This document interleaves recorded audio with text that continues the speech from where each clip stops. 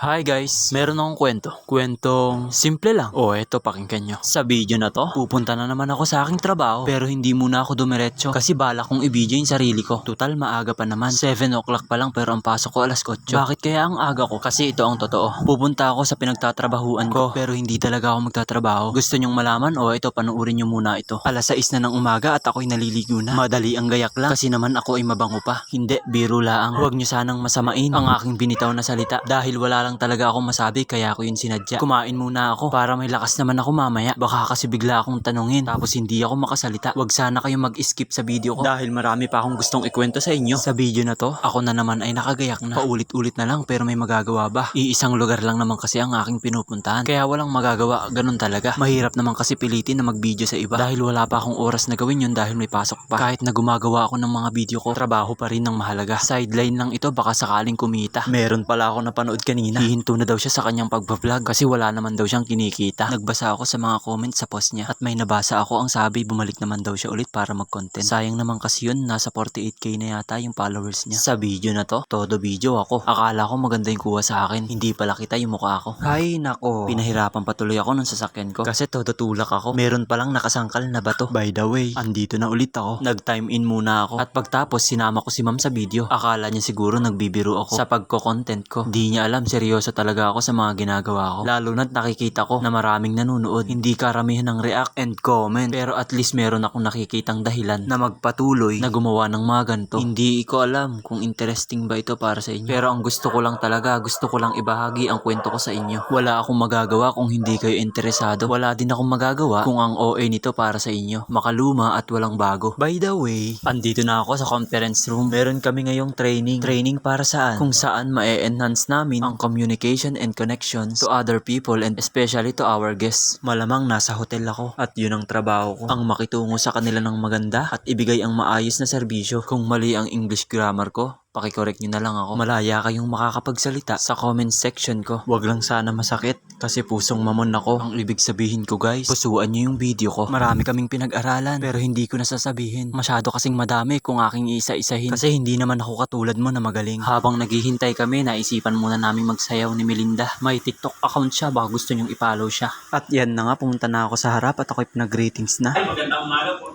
Nagbaho. Mabuhay, magandang umaga po. 2 beses ako nagmabuhay gesture. Hirap kasing maiwasan magbaw. Lalo pag nakasanayan mo na. Binigyan na ako ng certificate, it means tapos na. At dito na lang magtatapos ang aking kwento. Sana nag-enjoy ka.